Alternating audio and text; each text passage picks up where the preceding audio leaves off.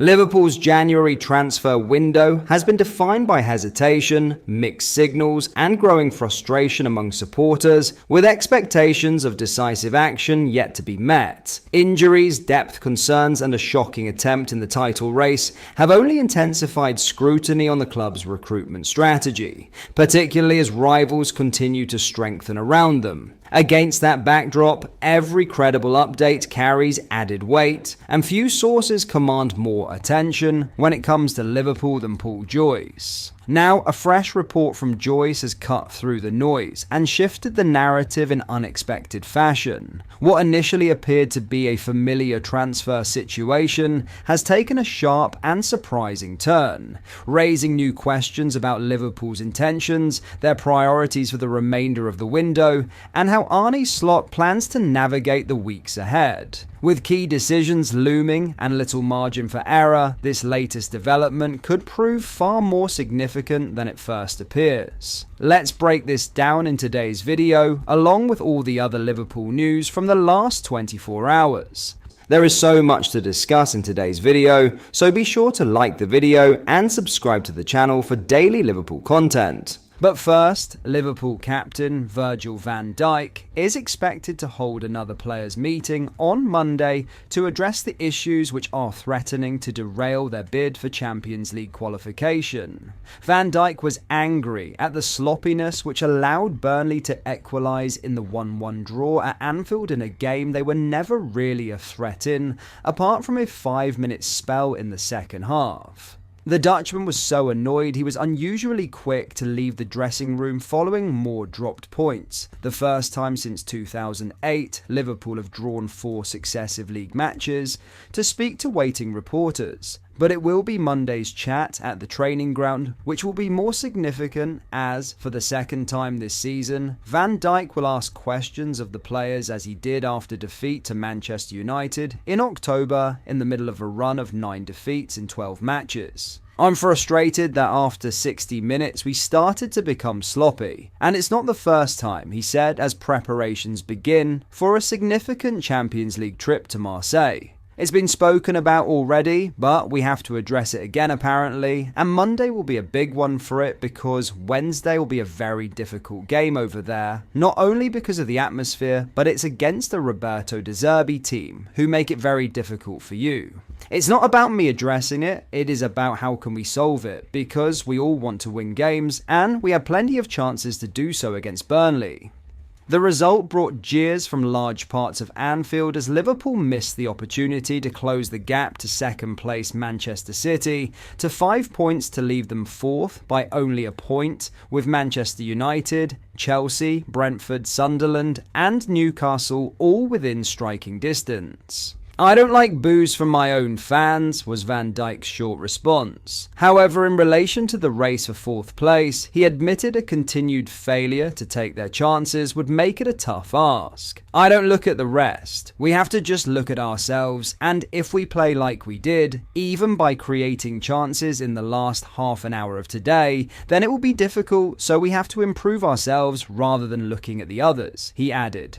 Dominik Szoboszlai crashed a penalty against the crossbar before Florian Wirtz's 4th goal in 6 matches appeared to pave the way for Arne Slot's side to exert their dominance. But despite 32 shots, they failed to get the crucial second, and Marcus Edwards equalised with Burnley's only effort on target in the 65th minute. Mohamed Salah is set to return next week, although whether he is available for Marseille having lost a third-place playoff in the Africa Cup of Nations on Saturday remains to be seen. Salah's departure a month ago came after a fallout with Slot, having accused the club of throwing him under the bus after the team's poor results saw him drop to the bench. "Obviously with his quality he can win games and have good results," said Van Dijk. "Mo is a very important member of our squad on and off the pitch. Unfortunately, he couldn't get to the final of the AFCON, but when he is back, he needs to help us." Now, respected Liverpool journalist Paul Joyce has dropped a bombshell update that few supporters saw coming, delivering huge transfer news that has sent shockwaves through the fan base. Widely regarded as one of the most reliable voices when it comes to Anfield matters, Joyce's latest report immediately demands attention, and it centres on one of Liverpool's own. According to Joyce, Tottenham Hotspur are showing serious interest in Curtis Jones, with the North London club monitoring the midfielder's situation closely. The development has caught many off guard, not least because Jones has been one of Liverpool's standout performers in recent weeks, offering energy, composure and control at a time when consistency has been hard to come by. The timing only adds to the surprise. Just over a month ago, Jones spoke openly about his long-term ambitions at Anfield, admitting he would love to captain Liverpool one day and follow in the footsteps of his childhood idol, Steven Gerrard. For a homegrown academy graduate so closely aligned with the club's identity, the emergence of external interest, particularly of this scale, feels like a genuine shock story. On the pitch, Jones has arguably enjoyed one of his strongest seasons in a Liverpool shirt. He has built a reputation as one of the Premier League's most effective progressive passers, capable of driving Liverpool forward through midfield and breaking opposition lines with intelligence rather than risk.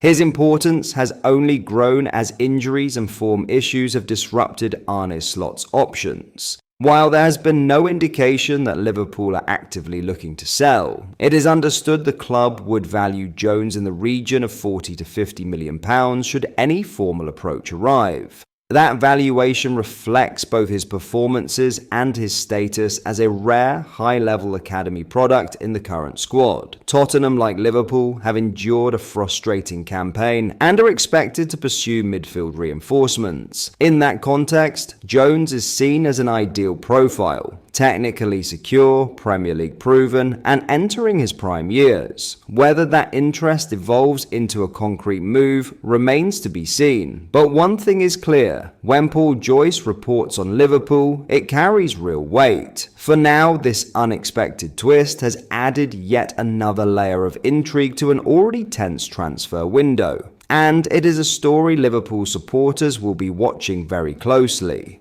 Ultimately, this latest revelation underscores just how uncertain Liverpool's transfer landscape has become.